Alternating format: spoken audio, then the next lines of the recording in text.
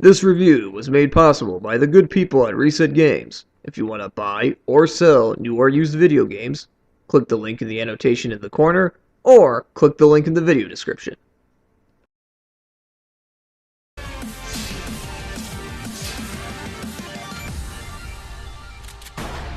All of the stars of PlayStation games, past and present, have come together to beat each other up in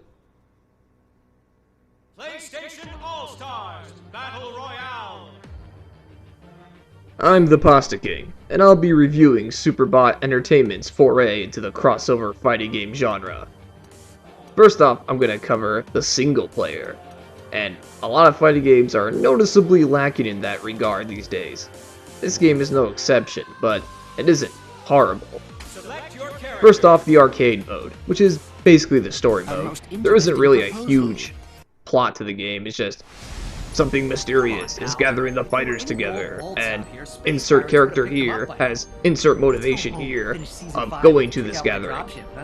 You get a little cutscene consisting of still images and voice acted dialogue. Good point. And then you get on to the fights. You start with 1v1s, then you work towards 3-man free-for-alls, then 4-man free-for-alls. But how do you fight? That is the real question. I think PlayStation All-Stars really differentiates itself from the crowd because it's all about the super moves. You see those gauges at the bottom? Those are your AP gauges. You build that up by landing attacks. That's right, attacks are purely for building AP, nothing more, nothing less. You can combine inputs with your button presses, much like in the Smash Bros. Series, to get different moves. And once you build up enough AP, you can access your super moves. There are 3 levels of the gauge, and it's harder to get from 1 to 2 than from 0 to 1. And it's really hard to get to 3 from 2, but if you do that, it's really worth it. Obviously, you have combos. There are combos in this game, more so than in Brawl. The combos range from simple auto combos to more advanced strings that require some practice on your part. The auto combos obviously are easier to do, but the bigger combos will get you bigger rewards. So learn your combos, and know your defensive options too. You can block, air dodge, and roll out of block, but you cannot spot dodge, keep that in mind. And as you can see, I landed my level 1 super. Supers are the only way to kill people in this game, and kills win games. Avoiding getting killed also wins you the game too, but you obviously gotta land some kills. It's kill or be killed. And the key to winning this game is to find out which of your normal moves link well into your super moves. You want to guarantee those supers. As you can see here, my level 2 is summoning Clank. Clank is extremely effective when there are 4 players on the field. But even when there's 1 guy out, he can definitely guarantee a kill.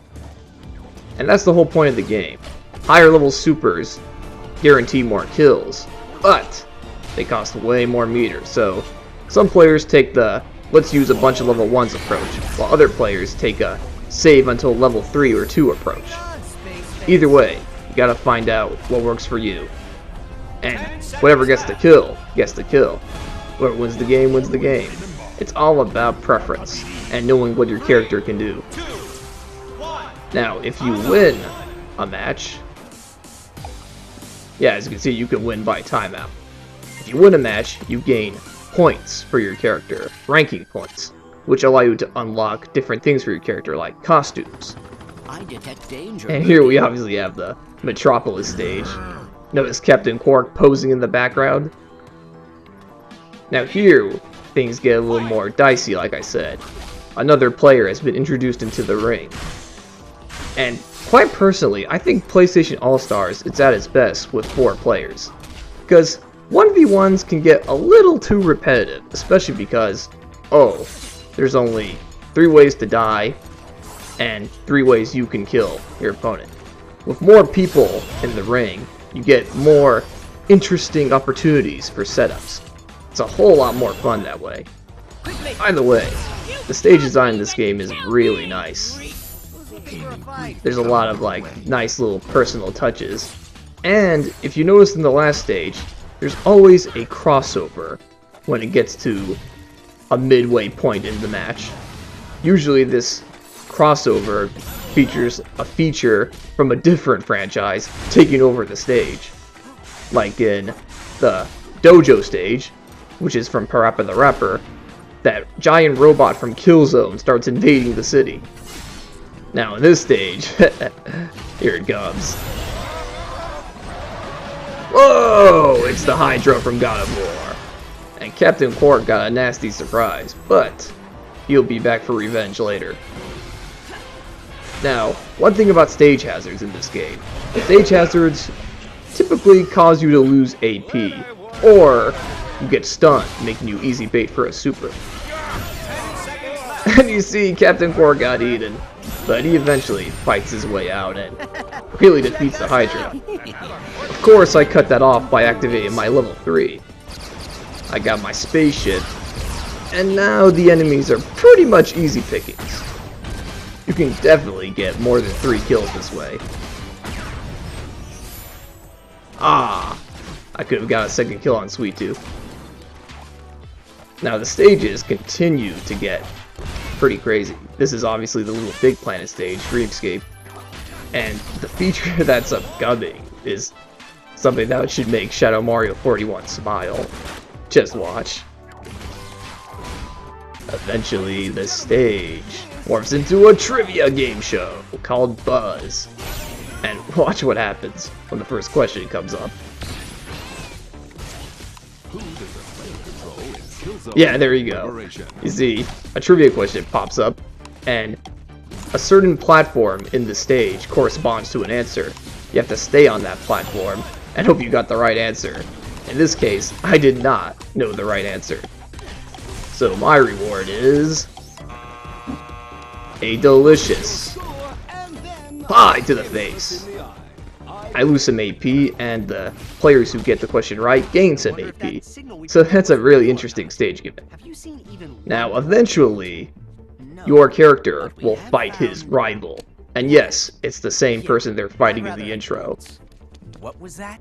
These cutscenes are full motion video. On the small likelihood of your leading us to. Did that tin pot just call us worthless? Show 'em, Jack! Show 'em what we're worth. Now, I am sure there is a reasonable solution we can arrive at. I think this is plenty reasonable. Let's settle this. And there you have it. A destined battle with your rival. And after that, it's on to a final boss fight, which I will not spoil here. But safe to say, the intro kind of gives you a sign, if you were paying attention. Check this place out. I get vibes of Final Destination here. Now, once you're done with the single player, you may be asking yourself, what else is there to do in the game? Well, you gotta check the menu, and you'll find that there are a few other things. Like, for example, you can customize your character's appearance. You can also take on combat trials, which are like the event matches in Super Smash Bros. Melee and Brawl, but they're much less exciting. They don't have humorous or cool premises like in the Smash series. Yeah, you see, it's very dry objectives. Nothing exciting. Nothing clever. Nothing cool. But I suppose it's something to keep you busy. But yeah, back to customizing characters' appearance. Those ranking points really show their worth here. You can unlock new costumes, new taunts, new intros, new winning poses, and even victory music. Usually everybody starts with the generic victory music, but you can get personalized victory themes from their actual games. I detect danger lurking. So yeah, I'm showing them off here, obviously. If you want raw ranking points, you just gotta play the game. Single player or online, or multiplayer. Offline multiplayer will do it. Yeah, nobody wants the generic victory theme. Now this is more like it. but I obviously don't have the Chosen one unlocked yet. I'm not even playing on my PSN account. Now, let's get to the online play. You can do ranked matches, there is a ladder and leaderboards for them, or you could just simply do a quick match, like do some random settings. This is purely unranked, by the way. And quite frankly, the online play works very well. It doesn't take too long to find a match usually, and lag within a match isn't bad at all. Quite frankly, it's a huge step up from the Nintendo Wi-Fi connection if you're used to playing Brawl like I am. As you can see here, I'm teaming with Nathan Drake versus Raiden and Big Daddy. Note, this is not my actual PSN, by the way. But yeah, I personally feel like 4 players is definitely the best way to play PlayStation All-Stars. It's just more exciting that way, and especially 2v2s.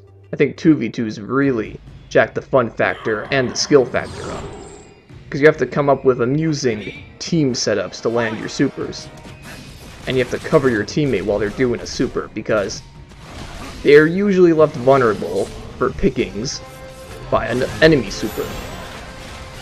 And this is the God of War stage, 80s. Now, I've said a lot about PlayStation All-Stars, but I think the question you all really want me to answer is this game better than Brawl? Well, I feel Brawl wins in 1v1 play, but PlayStation All-Stars definitely wins in 2v2 play, online play, and character roster. Why do I say that? The characters in this game simply show their personalities very well, and they have actual moves from their actual games. You will not see a Captain Falcon Ganondorf situation here, and that is a very good thing. I do have one minor gripe with the roster though. Why is there Cole and Evil Cole? We don't need both. Replace one of them with Spyro the Dragon or Crash Bandicoot. I know the 2 Cole's movesets are different, but please, that's a waste of slots. It's not like you see Dark Jack and Light Jack on the character select screen. You know why? They're Jack Supers. That's the way it should be. But once again, minor gripe. The character roster that's already here is plenty good. And as for items and hazards, they don't have an overwhelming impact on the gameplay, and that's the way it should be. You can even turn them off if you want to, which is something you can't do in Brawl in the case of hazards. That is one cool thing to know. Overall, PlayStation All-Stars doesn't offer much for the player who just wants to play offline by himself or herself. But that's not what this game was meant for. This game was meant for offline multiplayer and online play. On those 2 fronts, this game definitely delivers. It's not a AAA title by any means, but it's plenty fun and quite solid. I feel like the seeds for a successful franchise have been planted. With a few tweaks and improvements, the sequel is going to be absolutely amazing. I can feel it. If I had to give this game a rating, I'd give it an 8 out of 10. And I don't do that 8 is average garbage. I actually use the entire scale, because anything less would be uncool. Unlike Cole's level 2 super. Now that's cool.